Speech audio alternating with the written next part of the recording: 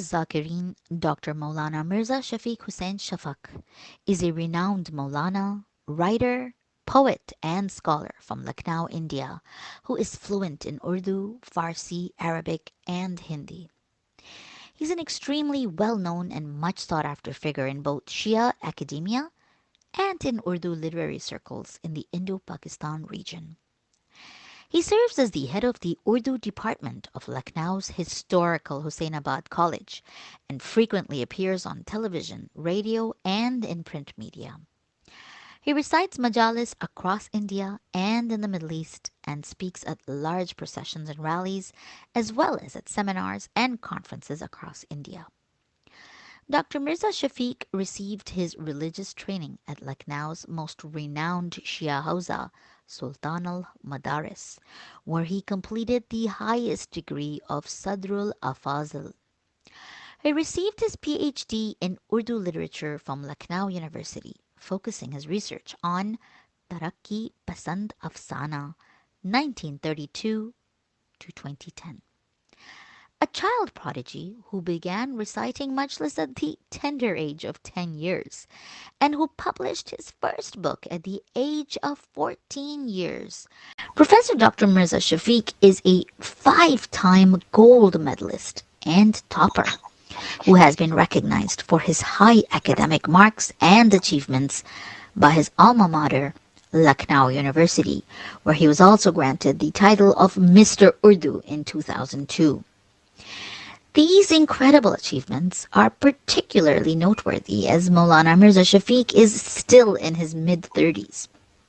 He has written and published over 12 books, including a biographical account of one of the most prominent orators in the Shia world, Khatib-e-Akbar, Shaks or Aks.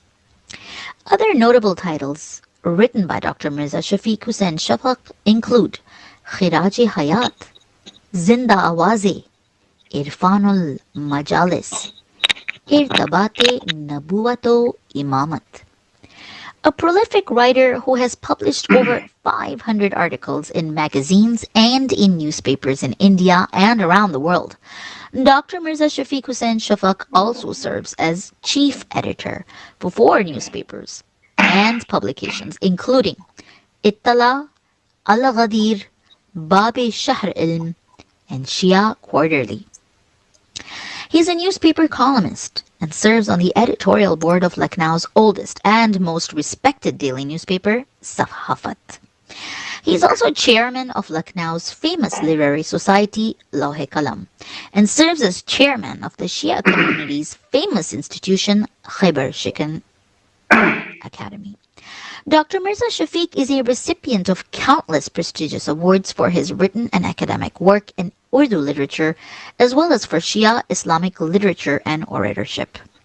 These include the prestigious Ghalib Award, presented by the Government of India, Khatib-e-Akbar Award, Awad Punch Award, Salam Lucknow Award, Saqib Award, Professor Nona Harvey Award, Khyber Shikan Award, Husseini Award, Nishani Imtiaz Award, as well as an Excellence in Urdu Literary Criticism Award in Toronto, Canada, amongst many others. Dr. Mirza Shafiq Hussein's latest book, Sare-Wadi Najaf, was published in July 2019. Maulana Mirza Shafiq has recited annually across India during the Muharram Ashra. In September 2019, he recited the Muharram Ashra in Toronto, Canada at the Babul Hawayat Center. He's currently booked to recite Muharram in Calgary, Canada in 2021. Subhanallah. We are so blessed to have such an incredible personality with us today. और हम Haider TV से doctor Mirza Shafiq Hussain Shafaq को welcome करते हैं। मौलाना साहब के बारे में जितनी तारीफ करें उतनी कम है। सुभान अल्लाह, उन्होंने इतना सारा कुछ किया है कि उनकी सिर्फ ऑटोबायोग्राफी पढ़ के ही इंसान थक जाए कि इतना सारा काम, कितना कौन کر سکتا ہے ایک زندگی میں, اور ماشاءاللہ انہوں نے یہ سب اپنی بہت کم عمر میں سب کچھ کیا ہے. سلطان الذاکرین ڈاکٹر مرزا شفیق حسین شفق عالمی شہرت یافتہ ادیب اور خطیب ہیں. ان کی علمی خدمت کے اعتراف میں ہندوستان اور پاکستان کی جید علماء اور بزرگ ترین شعراء اور دانشوروں نے بھی مضامین لکھ کر ان کے تحسین و تعریف کی ہے. یہ وہ شخصیت ہیں کہ خود کتابیں لکھتے ہیں اور پھر لوگ ان کے بارے میں کتابیں اور مضمون لکھتے ہیں. سبحان اللہ. ان کی ایک درجن آئی تھنک 14 کتابیں, شاید مولانا ہمیں زیادہ بتائیں گے, زیادہ کتابیں شائع ہو چکی ہیں. بچپن سے یہ کتابیں لکھتے رہے ہیں اور 50 سے زیادہ مضامین مختلف موضوعات پر یہ لکھ چکے ہیں. یہ ایڈیٹر ہیں سیورل نیوز پیپرز کے, جیسے آپ نے ابھی انگلش میں سنا. بہت سارے نیوز پیپرز کے ایڈیٹر بھی ہیں اور میگزینز, کوارٹرلی میگزینز کے بھی ایڈیٹر ہیں. اور پھر وہ بہت سارے آرگنائزیشنز کے بھی لیڈر ہیں. ان کی کتابوں کے تعلق سے یوں تو بہت لوگوں نے مضامین لکھے ہیں, لیکن یہاں ہم کچھ لوگوں کا ذکر کرنا چاہیں گے, کیونکہ سبحان اللہ ان کی کتابوں کے بارے میں ایسے لوگوں کا نے ذکر کیا ہے کہ it's pretty incredible. One of them بے نظیر بھٹو, جو ہمیں مولانا بتائیں گے کہ کس طرح انہوں نے بھی ان کی کتاب کے بارے میں کچھ لکھا ہے. اور اگر میں ریکویسٹ کر سکوں کنٹرول روم کو کہ تھوڑی ٹائٹلز جو میں ابھی ہم نے جو سنے ان کے بارے میں, تو وہ بھی دیکھ لیں ہم اسکرین پہ, اور ہمیں پھر اندازہ ہوگا کہ سبحان اللہ مولانا صاحب نے کتنی کتابیں لکھی ہیں اور کتنے سارے لوگ دنیا میں ان کو بہت قریب سے جانتے ہیں. اور الحمدللہ میں بھی بہت شکر گزار ہوں اور میری فیملی کہ مولانا صاحب ہماری فیملی کی بہت قریب, ہم سمجھیں گے کہ ہمارے بھائی ہمارے بیٹے ہیں ہماری فیملی کے. امی نے تو ان کو بیٹا بنا ہی دیا ہے, اور وہ ہمارے گیسٹ رہے تھے جب ابھی وہ ٹورانٹو 2 سال پہلے آئے تھے مجلس پڑھنے کے لیے. تو ان کے بارے میں بے نظیر بھٹو نے ان کی کتاب میں ان کے بارے میں لکھا ہے, تو جنہوں نے ان کا ذکر کیا ہے. تو یہ نامور ہستیاں علامہ عرفان حیدر عابدی پاکستان کے, پھر علامہ طالب جوہری پاکستان کے, علامہ عقیل القروی لندن سے, علامہ حسن رضا غدیری لندن سے, انہوں نے بھی ان کے بارے میں لکھا. علامہ محمد جعفری رضوی لکھنؤ سے, خطیب اکبر مرزا محمد اطہر لکھنؤ سے, جن کے بارے میں مولانا نے کتاب لکھی. پھر انہوں نے مولانا کو بھی بڑے ایوارڈز بھی دیے ہیں اور ان کے بارے میں بھی لکھا ہے. حکیم الامت ڈاکٹر قلب صادق اور مرحوم مولانا صاحب نے ان کے ساتھ بہت بڑے بڑے کام بھی کیے ہیں, جن کا ہم پھر اور بھی گفتگو کریں گے. روح الملت علامہ آغا روحی جو لکھنؤ میں ہیں. ان فیکٹ انشاءاللہ I hope control room has heard me, and please آپ جو سلائیڈ شو ہم نے بنائی ہیں ان کے بکس کی ٹائٹلز کے اور جو بھی آپ کے پاس ہیں پلیز بتائیے گا اسکرین پہ. شمس الرحمان فاروقی الہ آباد میں انہوں نے بھی ان کا ذکر کیا ہے اور ان کے بارے میں لکھا ہے. پروفیسر نیر مسعود لکھنؤ, اور پروفیسر شارب رودالوی لکھنؤ کے, علی جواد زیدی لکھنؤ کے, پروفیسر مجاور حسین حیدرآباد کے, پروفیسر ولی الحق انصاری لکھنؤ کے, اور پروفیسر شہریار علی گڑھ کے, اور پروفیسر فضل امام جے پور کے, پروفیسر مالک زدہ منظور احمد لکھنؤ کے, پروفیسر شفیع کدوائے علی گڑھ سے, اور پروفیسر علی احمد فاطمی الہ آباد سے. اور مولانا صاحب ہم آپ کو ہمارے پروگرام میں ویلکم کرتے ہیں اور آپ کو ہمارا پیار بھرا سلام پلیز قبول کیجیے. السلام علیکم مولانا صاحب ورحمۃ اللہ وبرکاتہ. وعلیکم السلام ورحمۃ اللہ وبرکاتہ. اور میں بھی حیدر ٹی وی کے تمام ناظرین کی خدمت میں سلام محبت و عقیدت پیش کرتا ہوں, اور اپنی بات کا آغاز اس طرح کرنا چاہوں گا کہ تمام تعریفیں اس پروردگار کے لیے ہیں کہ جو رحمان بھی ہے, رحیم بھی ہے, جو خالق بھی ہے, خلیق بھی ہے, عالم بھی ہے, علیم بھی ہے, حاکم بھی ہے, حکیم بھی ہے, قادر بھی ہے, قدیر بھی ہے. اور تمام درود و سلام ہوں ان ذوات مقدسہ پر کہ جنہیں پروردگار عالم نے اپنی ذات کے لیے مرکز تعارف قرار دیا ہے اور کنت کنزن مخفیہ کہہ کر ان کا تعارف کرایا کہ یہ وہ لوگ ہیں کہ جو پروردگار جب ایک چھپا ہوا خزانہ تھا اس کے تعارف کا سبب بنے، اور وہ ہیں محمد وآل محمد علیہ السلام۔ تمام تعریفیں اللہ کے لیے اور تمام درود و سلام آل محمد علیہ السلام کے لیے۔ اور پھر ان 4 مصروں سے اپنی گفتگو کا آغاز کرتا ہوں۔ زندگی دی ہے تو جینے کا ہنر بھی دینا، پاؤں بخشے ہیں تو توفیق سفر بھی دینا، گفتگو تو نے سکھائی ہے کہ میں گونگا تھا، اب میں بولوں گا تو باتوں میں اثر بھی دینا۔ سبحان اللہ، سبحان اللہ مولانا صاحب، آپ نے ہمیں خوب سکھا دیا ابھی کہ جب کوئی آپ کی تعریف کرتا ہے تو پہلے تو انسان خدا کی تعریف کرے اور یہ یاد رکھے کہ ہم جو بھی ہیں کچھ بھی نہیں ہے، اللہ سبحانہ و تعالیٰ نے ہمیں بنایا جو ہم ہیں، اور تمام تعریف خدا کی ہی لیے، اور سبحان اللہ جو بھی ہنر ہے وہ خدا سے ہے۔ ہم آپ سے بہت میں کیا کہوں مولانا صاحب، اتنے متاثر ہیں آپ کے بارے میں۔ جب بھی میں آپ کو سوشل میڈیا پہ دیکھتی رہتی تھی اور بڑے بڑے مجمع میں جو احتجاج پہ جو اپنی تقریریں کرتے ہیں، اور پھر مجمع میں جب آپ کی مجلس سے جو پکچرز آتی ہیں، نیوز پیپرز میں ہمیشہ ہر روز آپ کے بارے میں لکھا جاتا ہے، اور تب میں آپ کے ایکچولی میں آپ کی مجلس سے سنتی تھی، اور بہت میں بہت کیا کہوں، شاید میری دعا تھی کہ کبھی آپ سے ملاقات ہوگی، اور پھر آپ کا جب خود کا انویٹیشن میرے لیے آیا کہ آپ پلیز آئیے اور انڈیا میں مجلس پڑھیں، تو میرے لیے میں نے سوچا کہ اس سے زیادہ اور خوش نصیب میں کیسے ہو سکتی ہوں، اور آپ نے جو انتظام کیے کہ میں وہاں آؤں، اور بنارس میں جو آپ مجلس کا جو انتظام کرتے ہیں مولانا منتظر جعفری کے ساتھ، جو 3 دن کے لیے مسلسل مجلسیں ہوتی ہیں، سبحان اللہ، اس میں نے بھی شرکت کی اور مجلس پڑھی، اور اس کی میں ہمیشہ آپ کے شکر گزار ہوں گی، احسان مند ہوں گی۔ پہلے تو میں آپ کا شکر گزار ہوں کہ آپ نے بھی جس پروگرام کا تذکرہ کیا بنارس میں ایام فاطمی میں آپ تشریف لائی تھیں، کہ اس میں آپ نے ہم لوگوں کی دعوت کو قبول فرمایا اور آپ تشریف لائیں، اور انتہائی کامیاب آپ نے مجلس خطاب کی، جس سے ہمارے ہندوستان کے مومنین نے بے انتہا پسند کیا، اور وہ کیونکہ لائیو مجلس پوری دنیا دیکھ رہی تھی، سب طرف سے آپ کی تعریف اور تحسین ہوئی۔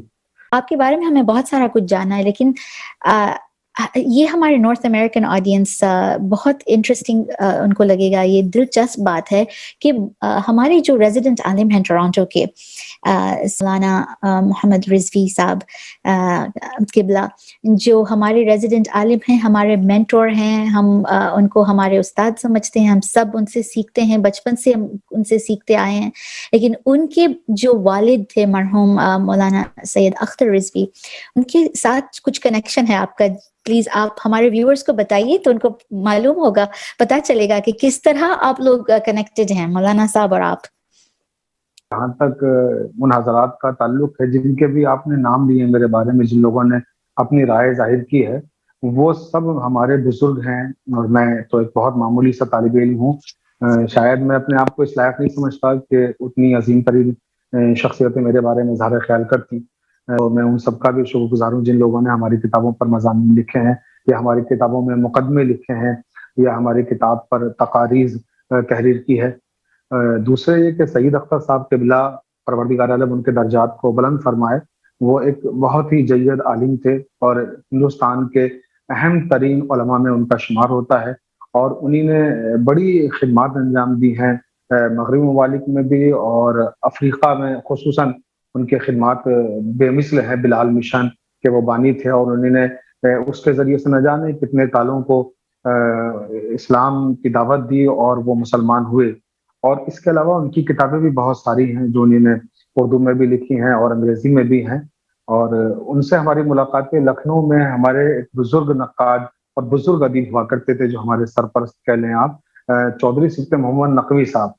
تو سعید اختر صاحب قبلہ اور چودھری صفت محمد نقوی صاحب قبلہ یہ دونوں آپس میں دوست تھے، جب بھی ہندوستان آتے تھے سعید اختر صاحب قبلہ تو ضرور چودھری صاحب سے ملنے کے لیے تشریف لاتے تھے غفرم آپ کے امامباڑے میں، اور ہمارا مدرسہ جہاں ہم تعلیم حاصل کر رہے تھے سلطان مدارس، وہ غفرم آپ کے امامباڑے سے بالکل ملا ہوا ہے، آمنے سامنے ہے بس سمجھ لیں۔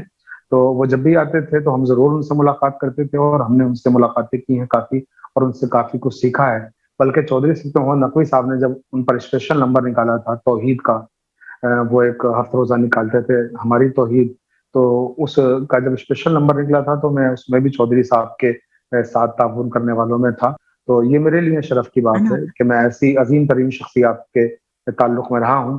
اور جب میں ٹورنٹو پہنچا مجالس خطاب کرنے کے سلسلے میں، تو وہاں جب سید محمد رضوی صاحب قبلہ سے ملاقات ہوئی تو انہی نے بڑی محبتیں مجھے دیں اور بڑی عزت افزائی میری کی. انہی نے جتنا مجھے وقت دیا اس دوران جب میں وہاں رہا، اور جتنی محبتیں انہی نے مجھے دیں، اور پھر سینٹر پہ میں نے مجالس بھی خطاب کی، تو وہ میرے پاس لفظ نہیں ہے کہ میں ان کا شکریہ ادا کر سکوں. اس کے لیے میں یہی کہوں گا کہ میں اپنے آپ کو اس کا اہل نہیں سمجھتا ہوں، بس یہ کہ ان لوگوں نے مجھے اس لائق سمجھا اور محبتیں دی، میں اس کے لیے شکر گزار ہوں اپنے بزرگوں کا. ماشاء اللہ مولانا صاحب، ماشاء اللہ ہمارے کافی ویورز ہمیں جوائن کر رہے ہیں اور آپ کے بارے میں اچھے اچھے کامنٹس بھی آنے لگے ہیں. اور الحمدللہ سب سے پہلے تو میں دیکھ رہی ہوں کہ میرے بھائی خود ہی لکھ رہے ہیں کہ آپ کو سلام بھیج رہے ہیں اور کہہ رہے ہیں کہ آپ کو بہت یاد کر رہے ہیں. اور انہوں نے کہا ہے کہ انہوں نے بہت سارے ذاکرین کے ساتھ وقت گزارا ہے اور ان کو ٹورانٹو بتایا ہے، لیکن انہوں نے کہا کہ آپ کے ساتھ جو وقت گزارا ہے انہوں نے، وہ کہہ رہے ہیں کہ وہ سنہری لمحے تھے ماشاء اللہ.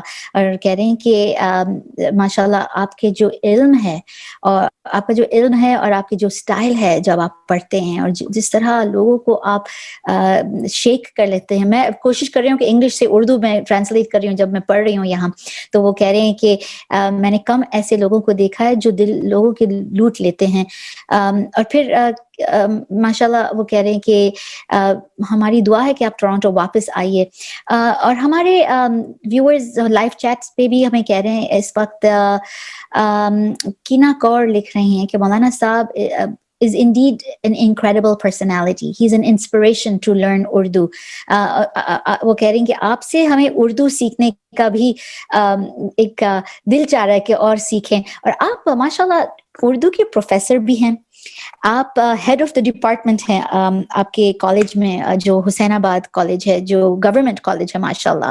اس کے علاوہ مولانا صاحب آپ رائٹر بھی ہیں. آپ کو وقت کب ملتا ہے کہ آپ اتنے سارے کتابیں بھی لکھ رہے ہیں اور پھر آپ نیوز پیپر میں ہر روز آپ کے آرٹیکلز آ رہے ہیں، اس کے علاوہ آپ میٹنگز میں جاتے ہیں، آپ ایک شاعر ہیں، آپ ایک اسکالر بھی ہیں، اس کے علاوہ جو آپ ٹریول کر رہے ہوتے ہیں، ہمیشہ آپ ٹرین میں ہوتے ہیں، پلین میں ہوتے ہیں، گاڑی میں ہوتے ہیں، اور پھر آپ ماشاء اللہ طرح طرح کی مختلف زبانوں میں، اردو، فارسی، عربک، ہندی، اور لوگ آپ کو صرف ممبر سے نہیں جانتے، آپ کانفرنسز میں بھی جاتے ہیں. اور جب آپ کانفرنسز میں جاتے ہیں تو آپ اردو لٹریری جو فگرز ہیں بڑے بڑے، ان کے بارے میں آپ لیکچرز دیتے ہیں لمبے لمبے سے، آپ ان کے بارے میں جانتے ہیں. آپ ایک اردو کرٹک ہیں، واٹ از نون ایز. اور جب آپ ٹورانٹو آئے تھے تو آپ کو ایوارڈ ملا تھا اردو کرٹک کے فیلڈ میں.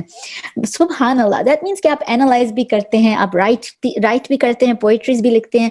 مجھے آپ سے یہ پوچھنا ہے مولانا صاحب، اور آپ ہمیں ہمارے ویورز کو ایک سمجھے ایک کھڑکی ہے اور اس میں ایک کوئی جھانک کے آپ کی زندگی میں دیکھ رہا ہے، اور ان کو ایک ایسی چیز بتائیں جو لوگوں کو نہیں معلوم شاید آپ کے بارے میں، کہ بچپن میں آپ نے کیا یہ سب پلان کیا تھا؟ کیا آپ نے کہا تھا کہ ایک دن میں بہت بڑا مولانا بنوں گا، اور کیا یہ بس ہو گیا، یا آپ نے ایک سوچ سمجھ کے طے کیا اور اپنی فیملی سے کہا کہ میں مولانا بنوں گا؟ آپ ہمیں اپنی بچپن سے لے جائیں اور بتائیے کہ یہ کیسے ہوا پورا آپ کا سفر.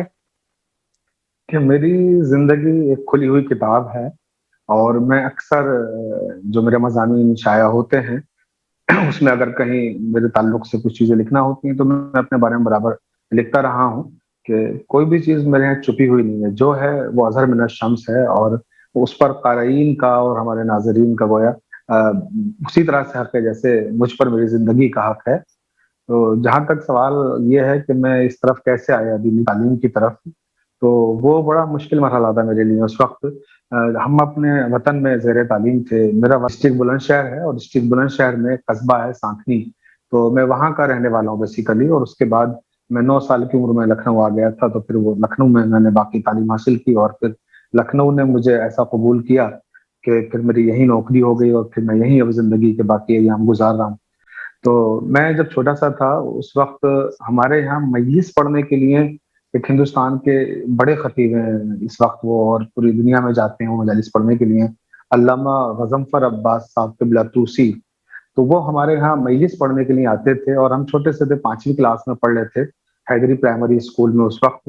تو وہاں پر جب وہ مجلس پڑھنے آتے تھے تو ہم دیکھتے تھے کہ ممبر سے جیسے ہی وہ اترتے تھے لوگ ان کے ہاتھ چومتے تھے اور ان سے ملنے کے لیے بے چین ہوتے تھے. تو ہم چھوٹے سے دور سے منظر دیکھتے تھے تو ہمارے دل میں بھی یہ خواہش پیدا ہوئی کیوں نہ ہم بھی اسی طرح سے مجلس سے پڑھیں، اور کیوں نہ لوگ ہمارے بھی اسی طرح سے ہاتھ چومیں، اور کیوں نہ لوگ ہم سے بھی اسی طرح ملنے کے لیے بے چین ہوں. تو بس ہم نے ٹھان لی کہ ہم بھی غضنفر عباس صاحب قبلہ کی طرح سے خطیب بنیں گے اور مجلس سے پڑھیں گے، اور اسی طرح سے امام ماشاء حسین علیہ اللہ. السلام کا تذکرہ کریں گے. تو اب اس کے لیے بڑا سخت مرحلہ تھا جو ہم نے طے کیا، وہ یہ کہ ہم نے اپنے گھر میں اپنے والدین سے جب کہا کہ ہم دینی تعلیم حاصل کرنا چاہتے ہیں تو کوئی بھی اس بات کے لیے راضی نہیں ہوا اور تیار نہیں ہوا کہ ہم مدرسے میں دینی تعلیم حاصل کرنے کے لیے جائیں. کیونکہ تصور کیا تھا، مدرسوں میں عموماً عام طور پہ ہمارے یہاں یہ کانسیپٹ تھا کہ یتیم بچے جن کے والدین نہ ہوں، غریب بچوں کو بھیجا جاتا ہے، اور جن کے پاس پیسہ ہوتا ہے وہ تو انگریزی میڈیم میں اپنے بچوں کو پڑھاتے ہیں. تو اس طرح کا کانسیپٹ ذہن میں تھا. تو ہمارے والدین نے کہا کہ ہم مدرسے میں نہیں بھیجیں گے، آپ جہاں پڑھ رہے ہیں وہاں پہ پڑھیے، اور اس کے علاوہ جو بھی ہوگا ہم اعلیٰ تعلیم کے لیے آپ کی کوششیں کریں گے. تو میں نے ضد کر لی اور میں نے کہا کہ نہیں، مجھے تو مدرسے ہی میں جانا ہے اور مجھے دینی تعلیم ہی حاصل کرنا ہے. اچھا، ہمیں اس کی وجہ ایک اور بھی تھی کیونکہ ہم 2 بھائی تھے، تو چھوٹی فیملی تھی ہماری. ہمارے بڑے بھائی دہلی میں پڑھ رہے تھے تو ہم اکیلے تھے اس وقت گھر پر. تو ہماری والدہ نہیں چاہتی تھی کہ ہم بھی گھر سے دور چلے جائیں. ایک بیٹا تو دور ہے ہی گھر سے، یعنی دہلی میں پڑھ رہے تھے بڑے بھائی ہمارے، تو دوسرے یہ کہ ہم بھی باہر چلے جائیں گے پڑھنے کے لیے تو گھر میں بھی کون بچے گا. تو شاید اس میں ایک یہ محبت بھی چھپی ہوئی تھی ماں کی کہ وہ اپنی نگاہوں سے دور کرنا نہیں چاہ رہی تھی. لیکن ہماری ضد کے سامنے پھر وہ مجبور ہو گئی اور انہی نے پھر ہمیں اجازت دی. اور ہمارے جو وہاں امام جمعہ تھے مولانا سید محمد عباس زیدی صاحب قبلہ، ہمارے استاد بھی تھے وہ. ہم نے قرآن شریف ان سے پڑھا تھا اور ہماری دینی تعلیم انہی کے ذریعے سے مکمل ہوئی تھی. تو وہ ہمیں لے کر پھر وہاں سے ہمارے وطن سانکھنی سے نوگاواں سادات گئے، جہاں مدرسہ علیہ جعفریہ میں ہمارا ایڈمیشن کرا دیا گیا. اور مدرسہ علیہ جعفریہ کے جو پرنسپل تھے اس وقت ہندوستان کے بہت ہی بزرگ عالم دین حجت الاسلام والمسلمین علامہ سید عمار حیدر آبدی النجفی صاحب قبلہ تابصرہ تھے. اور وہاں پھر ہم نے 2 سال تعلیم حاصل کی اور اس کے بعد وہاں سے پھر ہم لکھنؤ آ گئے. جب لکھنؤ آئے ہم تو پھر لکھنؤ میں آنے کے بعد ہم نے بقیہ ساری تعلیم سلطان مدارس میں مکمل کی. اور سلطان مدارس میں جب ہمارا ایڈمیشن ہوا تو اس وقت جو سلطان مدارس کے پرنسپل تھے وہ فقیہ اعظم حجت الاسلام والمسلمین علامہ سید محمد جعفر رضوی صاحب قبلہ تھے، جن سے ہم نے بہت کچھ سیکھا اور جو ہندوستان کے بزرگ ترین علماء سے تھے. اور ہمارے تو آپ مدرسے میں صرف پھر 9 سال کے تھے؟ 9 سال کے تھے جی جب آپ حوزہ آئے؟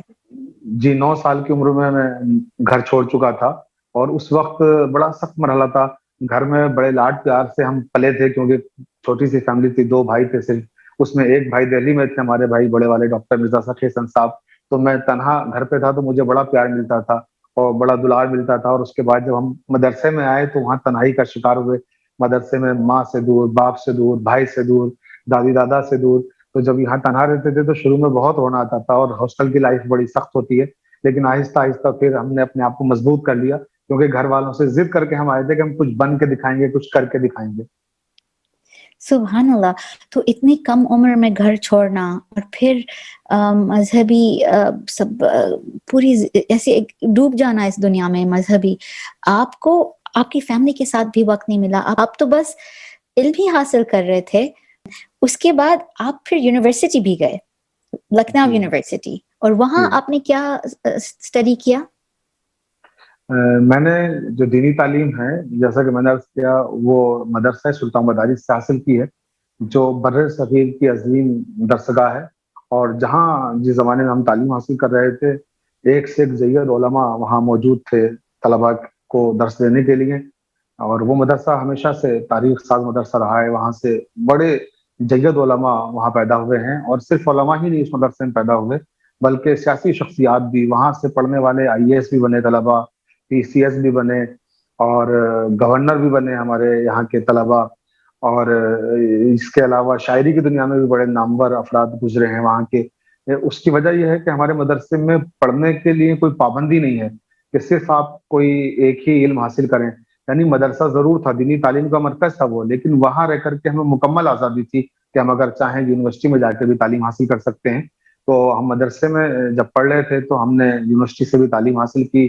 میں نے گریجویشن کیا ممتاز ڈگری کالج سے، اور جب میں نے ممتاز ڈگری کالج سے گریجویشن کیا تو میں نے کالج ٹاپ کیا تھا اپنا، اور مجھے 3 گولڈ میڈل اس وقت ملے تھے۔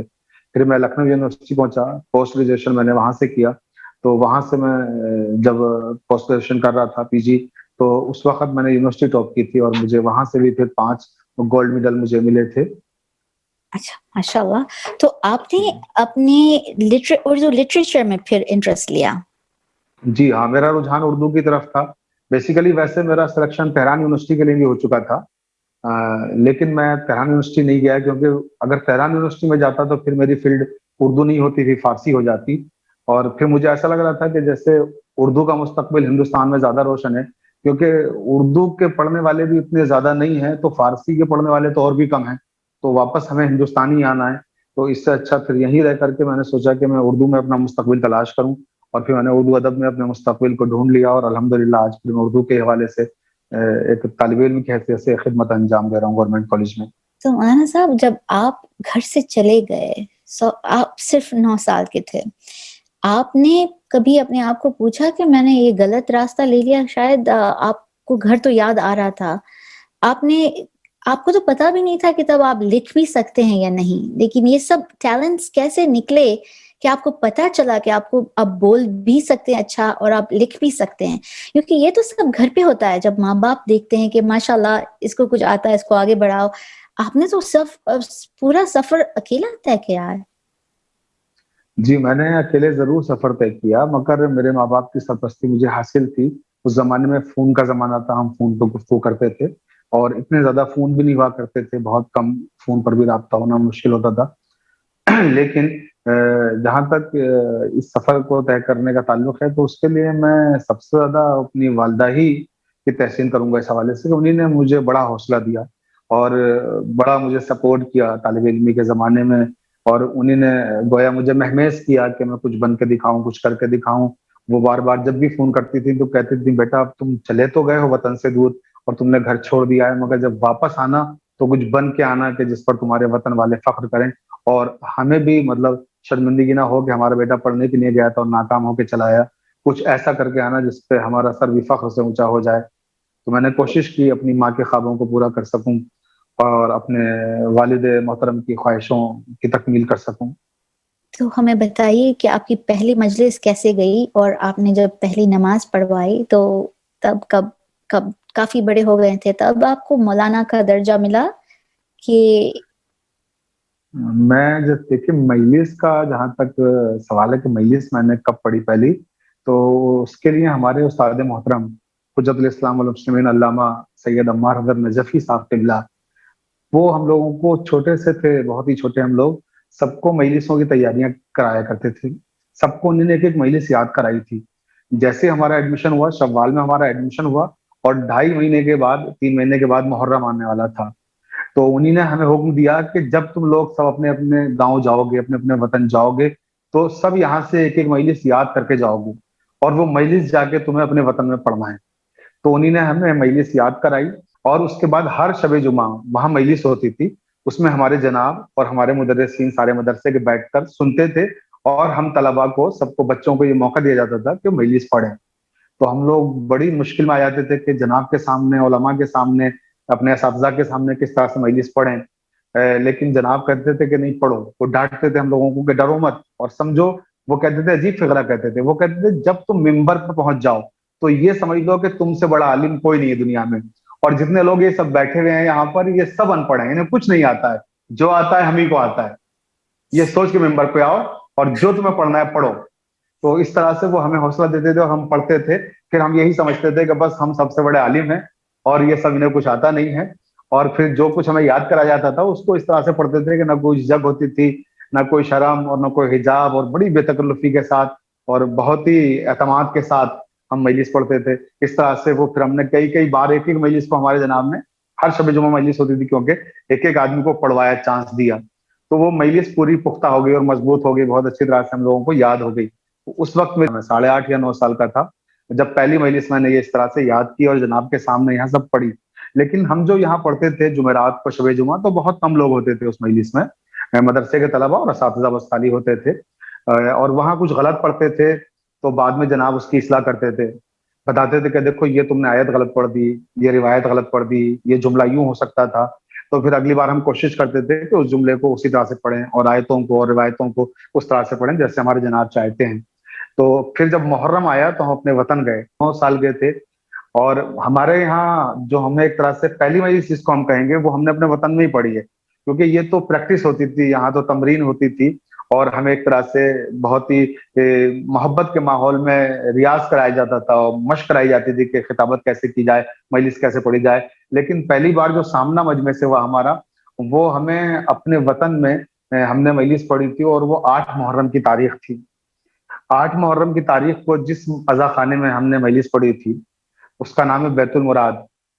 وہ بہت بڑا عزا خانہ ہے ہمارے وطن میں. اس کی کیپیسٹی یہ ہے کہ اس کے اندر 5,000 آدمی تو سامنے دکھائی دیتے ہیں جب بیٹھ جاتے ہیں, اور اس کے بعد پورا مجمع تقریباً 10,000 کا مجمع, 5,000 مجمع اس کے باہر ہوتا ہے.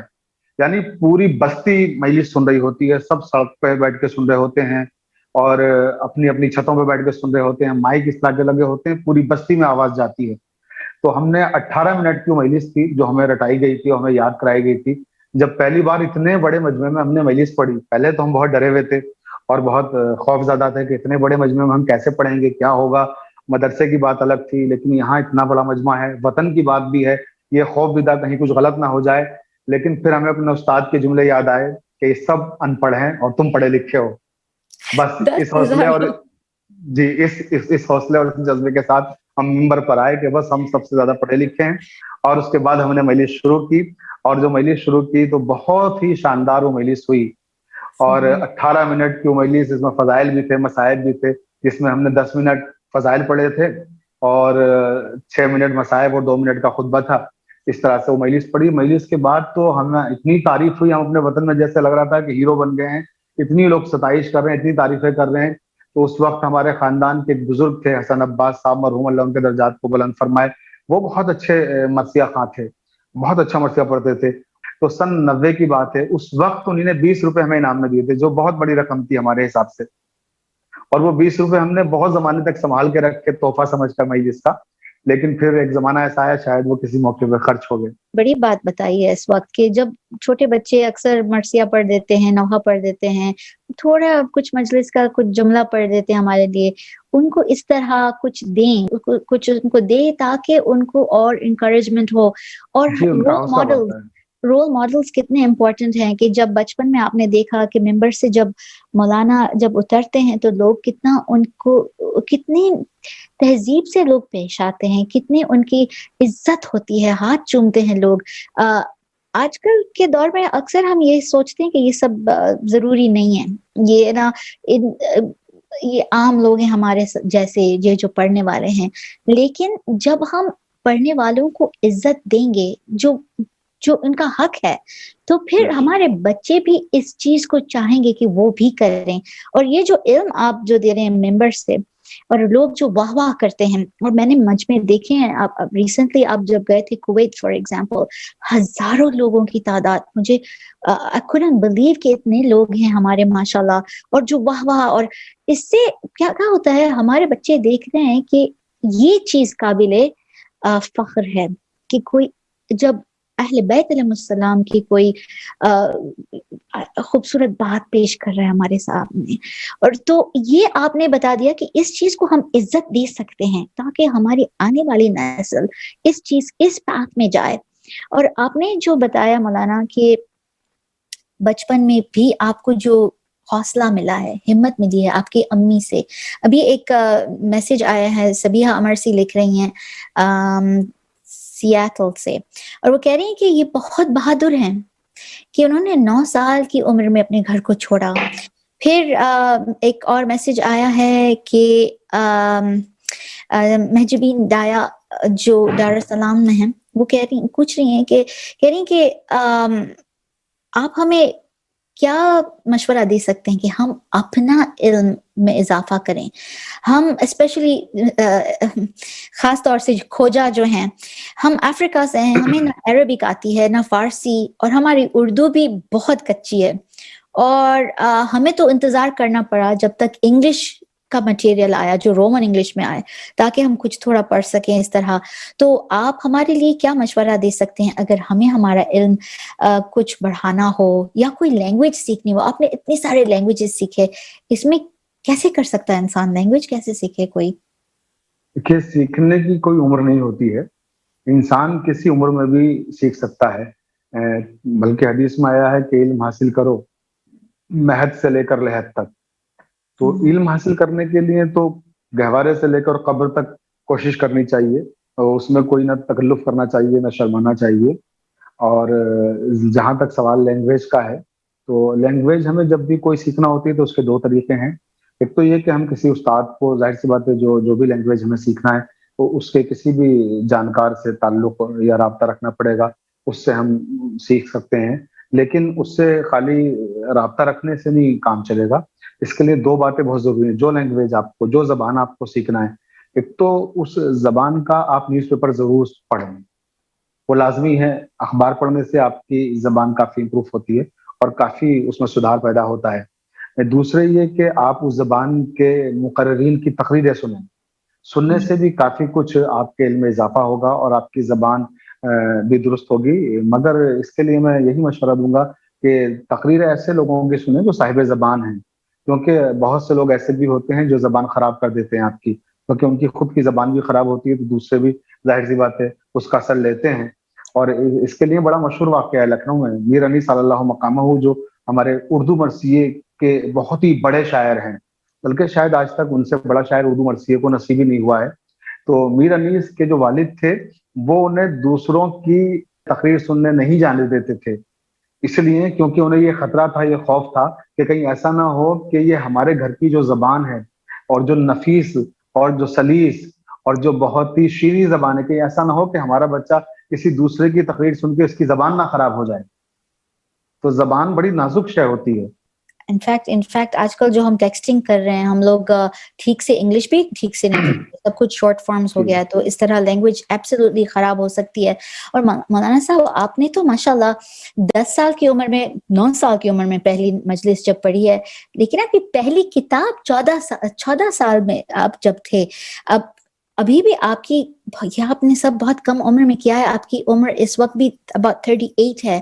تو سبحان اللہ، اسے ہم انگلش میں کہتے ہیں چائلڈ پروڈیجی. آپ ایک جینیس تھے بچپن سے، لیکن یہ جب چیز آئی ہے اوپر تو بہت وزن کہ کسی کو معلوم تھا. آپ حوزہ میں ہی تھے اور آپ جینیس، لوگوں نے دیکھ لیا کہ ہیں. 14 سال کی عمر میں آپ نے کتاب لکھی، پھر آپ کو جو 5 گولڈ میڈلز ملے ہیں اور ٹاپر تھے آپ، اور آپ کے ہائی ایکیڈیمک مارکس جو ہیں، اور پھر آپ کو مسٹر اردو کا جو ٹائٹل مل گیا. اور یہ سب بہت، میں جب یہ جو پکچرز ہم دیکھ رہے ہیں اسکرین پہ، تھوڑے جو جوانی کے ہیں، بالکل چھوٹے بچے، کیونکہ بالغ بھی بچہ 15 سال کا ہوتا ہے. آپ نے 14 سال کی عمر میں کتاب لکھ لی تھی، کیسے ہوا تھا یہ؟ وہ میں نے ابھی عرض کیا کہ جیسے میں بچپنے سے ہی بڑے مجموعے میں تقریر کرنے کا عادی ہوں. کیونکہ آپ سوچیے جب میری شروعات ہی اتنے بڑے مجموعے سے ہوئی ہے کہ میں نے پہلی مجلس، یعنی ہمارے استاد نے جو مدرسے والی جو وہ دن تھے، وہ تو ایک طرح سے تیاری ہو رہی تھی وہاں پر، لیکن جب انہوں نے میدان میں اتارا مجھے خطابت کے، تو پہلی مجلس جو میں نے پڑھی وہ اتنے بڑے مجموعے میں پڑھی. اس کا مجھے نقصان بھی ہوا بہت، بڑے مجموعے میں مجلس پڑھنے کا. نقصان یہ ہوا کہ چھوٹا مجموعہ میرے سامنے ہوتا ہے تو میں، اور میرے لیے بڑی دشواری ہوتی ہے، جتنا زیادہ مجموعہ ہوتا ہے مجھے اتنا ہی مجلس پڑھنے میں لطف آتا ہے. آج اور کل میں کووڈ کے ٹائم میں تو آپ کی حالت زوم میں بیٹھ کے نہ واہ واہ، نہ سلوات، نہ کچھ. اور لکھنؤ میں تو بہت انٹریکٹیو آڈینس ہوتا ہے، تو آپ کی عادت ہو گئی تھی. لیکن 14 ایج میں کیسے امام بنے آپ نماز کے؟ وہ تو میں اصل میں جب مدرسے میں پڑھ رہا تھا سلطان مدارس میں، تو ہمارے برادر بزرگ حجت الاسلام والمسلمین مولانا سید منتظر جعفری صاحب قبلہ، میں بالغ ہوا تھا اسی وقت. اور وہاں پہ ہمارے یہاں یہ سسٹم رہا ہے مدرسوں میں، ابھی بھی ہے یہ، کہ جیسے میں نے عرض کیا کہ ہم لوگوں کو مجلسیں پڑھنا کس طرح سے سکھائی گئی کہ مدرسے کے ماحول میں مجلس پڑھیں اور سیکھیں، اور بچوں کو اس طرح سے ٹرینڈ کیا جاتا ہے تاکہ آگے چل کے نہ دشواری نہ ہو اور مطالعے کی طرف آمادہ کیا جاتا ہے. ایسے ہی جب ہم لوگ پڑھنے ہوتے ہیں، طالب علم ہوتے ہیں، تو ہمیں محلے کی جو مسجدیں ہوتی ہیں پہلے وہاں بھیجا جاتا ہے نماز پڑھانے کے لیے، تاکہ ہماری جھجک کھل جائے اور ہم جب نماز پڑھائیں اگر کوئی غلطی کریں، کوئی مسٹیک ہو، تو محلے کے اندر جو مسجدیں، چھوٹی چھوٹی مسجدیں ہیں، وہاں سے اصلاح ہو جائے. پھر جب بڑی مسجد میں کہیں جائیں تو ہمیں کوئی شرمندگی نہ ہو یا ہمیں کہیں بھی کوئی خفت نہ ہو.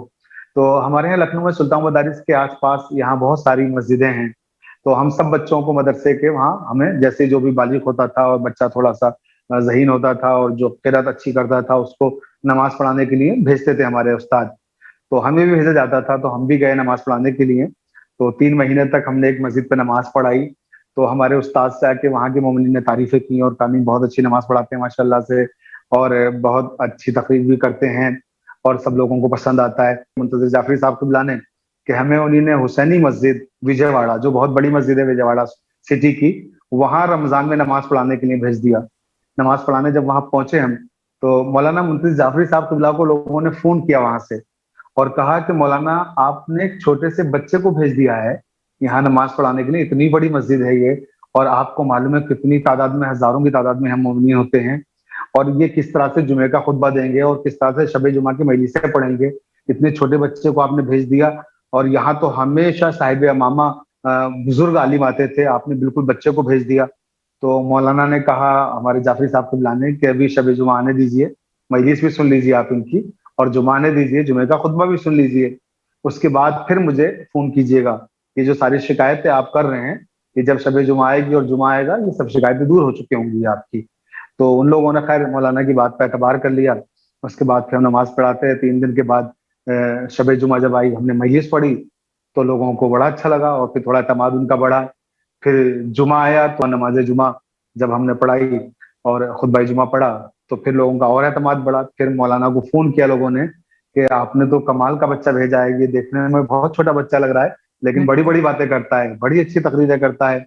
اور ہم لوگ بہت خوش ہوئے اس کی تقریر سن کر، اور خاص کر یہ بات بہت اچھی لگ رہی ہے کہ اتنی چھوٹی عمر میں اتنا اچھا خطبہ دیا جمعے کا، اور سب لوگ بڑے متاثر ہو رہے ہیں. اور ہم آپ کے شکر گزار ہیں کہ آپ نے ہمیں ایک چھوٹے بچے کے ذریعے بھی اتنا اچھا مقرر اور اتنا اچھا خطیب اور اتنا اچھا امام جمعہ دیا ہے کہ ہمارے پاس انہوں نے کہا کہ شکریہ ادا کرنے کے لیے آپ کے الفاظ نہیں ہیں. تو مولانا بہت خوش ہوئے ہمارے، اور پھر انہوں نے مجھے حوصلہ افزائی کے لیے فون کیا اور میری تعریف کی اور کہا کہ اسی طرح سے باقی خطبے بھی دینا، باقی مجلسیں پڑھنا، اچھے سے پڑھنا، تاکہ جب واپس آنا تو پھر ہمارا نام بھی روشن ہو اور آپ کے مدرسے کا نام بھی روشن ہو. مولانا صاحب آپ کی باتیں سن کے اندازہ ہوتا ہے کہ اللہ سبحانہ وتعالیٰ اکثر ایسی شخصیتوں کو دنیا میں بھیجتا ہے جو لوگوں کو حیرت انگیز کر دیتے ہیں کہ یہ کیسے ہو سکتا ہے، یہ چھوٹا بچہ مجلس پڑھ رہا ہے. ہم نے آج کل بہت دیکھ رہے ہیں 9-7 سال کے بچے مجلس پڑھ رہے ہیں، حافظ قرآن ہیں، اور طرح طرح کی زبانیں، مختلف زبانیں اتنی ساری بول رہے ہیں، پالی گلاٹ اسے کہتے ہیں انگلش میں. کہ اور آپ یہ ہیں کہ آپ اتنی ساری لینگویجز بھی بول رہے ہیں اور کتابیں بھی لکھ رہے تھے اتنی چھوٹی عمر میں. یہی ہوا تھا جب ہمارے امام ائمہ طاہرین علیہ السلام تھے اس دنیا میں. اور جب یہاں میں ایک بات اور کہنا چاہوں گا، آپ کی بات منقطع ہو رہی ہے وجے واڑہ کے حوالے سے، کیونکہ پھر ہم آگے بڑھ جائیں گے، دوسری باتیں کرنے لگیں گے تو پھر بات رہ جائے گی. کہ وجے واڑہ میں جب ہم نماز پڑھانے کے لیے گئے، ایک تو یہ چھوٹی عمر کی آپ کو بتایا اور آپ نے خود اس کا ذکر کیا. دوسرے وہاں پر 2 کام ہم نے ایسے کیے ہیں کہ ایک کام کو تو ہم سمجھتا ہوں میرے گناہوں کی بخشش کے لیے وہ ایک کام کافی ہے جو میں نے وجے واڑہ میں کیا ہے، اور وہ یہ تھا کہ جب وہاں پر 16 رمضان آئی تو وہاں میں نے دیکھا کہ لوگوں نے تیاریاں کرنا شروع کر دیں اپنے وطن جانے کی. کیونکہ وجے واڑہ ایک سٹی ہے، وہاں اطراف کے لوگ مختلف قصبوں کے اور دیہاتوں کے لوگ ہیں جو سٹی میں آ کے بس گئے ہیں، جو نوکریاں کرتے ہیں، جو بزنس کرتے ہیں، رہتے ہیں. ہر آدمی اپنے وطن میں عزاداری جا کے کرتا ہے. تو یہ ایک سسٹم تھا اور یہ چلا رہا ہے، ہر جگہ ہوتا ہے. تو وہاں بھی یہ ہوا کہ جب 17 رمضان آئی تو سب لوگوں نے کہا کہ ہم تو جانے والے ہیں قبلہ، اور کچھ 2-3 دن یہاں تھوڑا مجمع کم رہے گا کیونکہ ہم لوگ سب اپنے اپنے وطن جائیں گے، شبوں کے بعد آئیں گے، تو پھر نماز میں مجمع تھوڑا آپ کو کم ملے گا. تو میں نے پوچھا وجہ کیا ہے؟ تو یہاں تابوت اٹھتا نہیں مولا علی کا، شہادت کی مجلس سے بھی نہیں ہوتی ہیں، بس خالی ایک مجلس 21 رمضان کی صبح میں ہو جائے گی مختصر سی، باقی نہ تو یہاں شبوں میں مجلسیں ہوتی ہیں اس طرح سے، اور نہ یہاں امام علی علیہ السلام کی شہادت کی مناسبت سے ان کا تابوت اٹھتا ہے. تو میں نے کہا اتنا بڑا مجمع یہاں پر ہے، اتنے لوگ ہیں، تو یہاں تابوت کیوں نہیں اٹھتا ہے؟ تو بولے پرمیشن نہیں ہے یہاں پر، اور یہاں کبھی اٹھا نہیں تابوت، کیونکہ سٹی ہے یہاں پہ پرمیشن لینی پڑتی ہے تھانے میں جا کر، اس کے بعد پھر ہم تابوت اٹھا سکتے ہیں. اور پھر لوگ اپنے وطن نکل جاتے ہیں، تو کسی نے اس طرف توجہ بھی نہیں دی. تو میں نے 17 رمضان کی شام کو ایک تقریر کی، اور میں نے اس تقریر میں کہا کہ خبردار کوئی بھی یہاں سے اپنے وطن نہیں جائے گا اس سال، سب یہیں پر شبیں کریں گے. اور یہاں پر 19ویں رمضان سے 21ویں رمضان تک مجلسیں ہوں گی، جنہیں میں خود خطاب کروں گا 3 دن تک. جو ایک مجلس صبح کے وقت تابوت کی ہوتی ہے وہ بھی ہوگی، اور باقی یہاں پر 3 مجلسیں الگ سے ہوں گی. کیونکہ آپ لوگ مجلسوں کی وجہ سے ہی اپنے وطن جا رہے ہیں کہ یہاں نہیں ہوتی ہیں وہاں جانا ہے، یہاں تابوت نہیں برآمد ہوتا ہے وہاں ہوتا ہے تو اس لیے جانا ہے. تو یہاں مجلسیں بھی ہوں گی اور امام علی کا تابوت بھی اٹھے گا. سبحان تو اللہ. لوگوں کو بڑی حیرت ہوئی کہ یہاں کیسے تابوت اٹھے گا، یہاں تو کبھی اٹھا نہیں آج تک. تو میں نے کہا نہیں اٹھے گا. اور پھر وہاں جو منتظمین کے، جو کمیٹی کے ذمہ دار تھے، انہوں نے بڑا سپورٹ میرا کیا، اور لوگوں نے کہا کہ یہ تو پہلی بار یہاں ایسا ہونے جا رہا ہے، اگر ایسا ہو تو بڑی اچھی بات ہے. پھر ہم بہت اچھی سوچے آپ کی مولانا، ان لوگوں نے میری حوصلہ افزائی کی. پھر ہم نے تابوت وغیرہ وہیں سجوایا، وہیں بنوایا، اور تھانے سے جا کے پرمیشن لی، جلوس بھی نکالا، 3 دن تک مجلسیں بھی کی. تو اس جلوس کا اور مجلسوں کا بانی ہونے کا شرف مجھے حاصل ہے. اور الحمدللہ آج تک وہاں شبوں میں مجلسیں بھی ہوتی ہیں، اور امام علی کا تابوت بھی سجتا ہے، تابوت برآمد بھی ہوتا ہے. ماشاء اللہ تو ماشاء یہ اللہ. ایک کام میں نے اس ہمارے وقت پاس کیا تھا اپنے طالب علم. انفارچونیٹلی بہت وقت نہیں ہے، شاید 1-2 منٹ ہی باقی ہیں ہمارے پروگرام میں، اور بہت وقت کم وقت بہت ہے. تیزی سے چلا گیا ہے.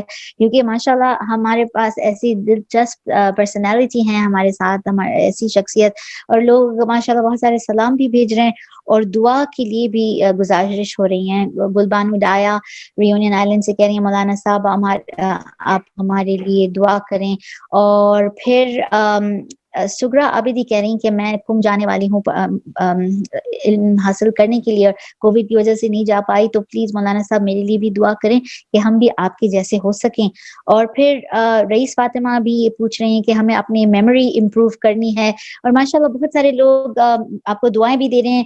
میری امی سے بھی میسج آیا، شبنی جی کہہ رہی ہیں کہ ہم امی اس وقت دیکھ رہی ہیں، اور آپ کے ماں باپ کو دعا دے رہی ہیں کہ انہوں نے ایسے بیٹے کو پرورش دی ہے، اور ہمارے لیے دی ہے کہ ہم ان کو ہمارا بیٹا بنا دیں.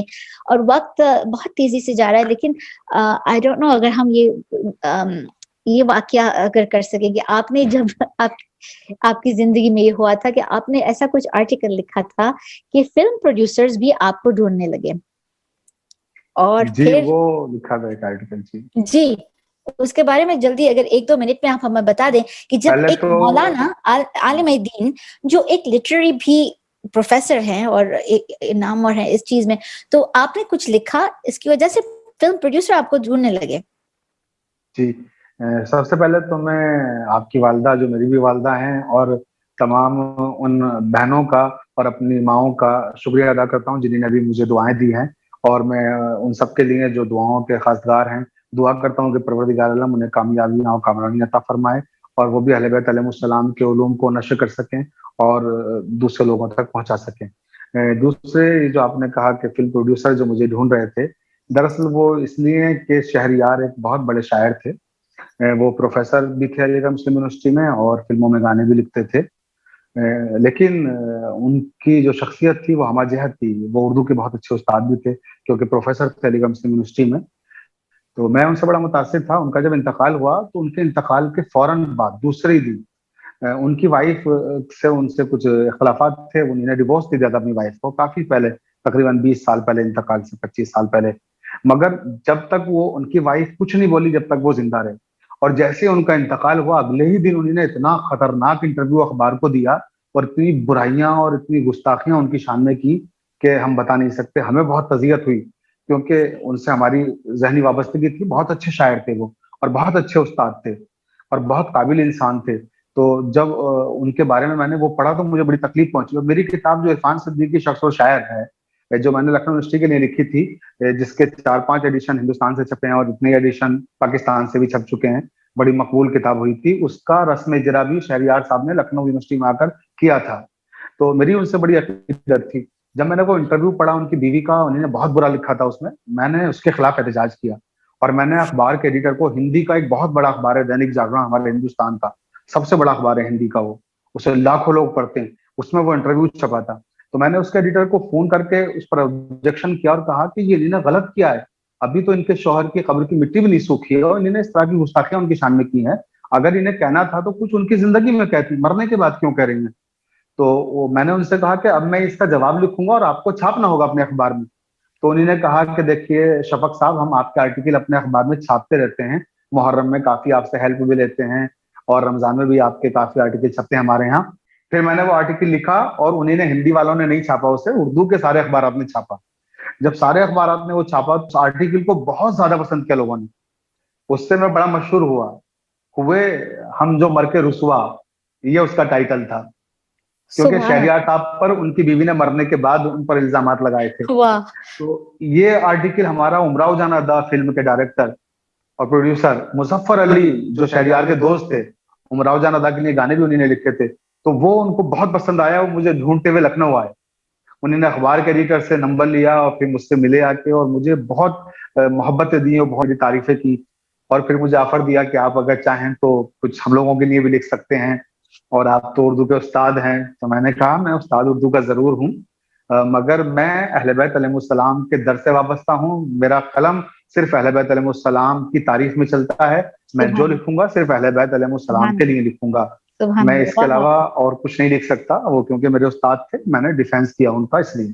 سبحان اللہ, سبحان اللہ. اور اسی کے ساتھ ہم یہی جملہ خوبصورت ہے کہ جو بھی آپ کے قلم صرف اہل بیت علیہ السلام کی حمد و ثنا اور اللہ سبحانہ و تعالیٰ کی راہ میں بس آپ اپنی آواز, اپنا جو خوبصورت برین ہے جو چائلڈ پروڈیجی سے شروع ہوا اور ابھی بھی جینیس برین ہے, ہماری دعا ہے کہ آپ کتابیں لکھتے رہیں اور بہت ساری تقریریں کریں, اور نارتھ امریکہ بھی آئیے گا. کینیڈا آپ آئے تھے لیکن اب واپس آتے رہیں انشاءاللہ, اور حیدر چینل پہ بھی ہم آپ کو دیکھتے رہیں گے انشاءاللہ. سب کی دعائیں ہیں آپ کے ساتھ, اور انفارچونیٹلی ہمارے پاس وقت بالکل نہیں ہے, نہیں تو بہت سارا کچھ آپ کو پوچھنا تھا مولانا صاحب. اور خدا آپ کو کامیاب کرے. آپ ہمیں جوائن کریں پورا مہینہ میرے ساتھ ذاکرہ شاہروز جعفر دھالا آور آف انسپریشن پہ from 4 to 5 p.m. Eastern Standard Time every single day. See you very soon. Wassalamu alaikum wa rahmatullahi wa barakatuh.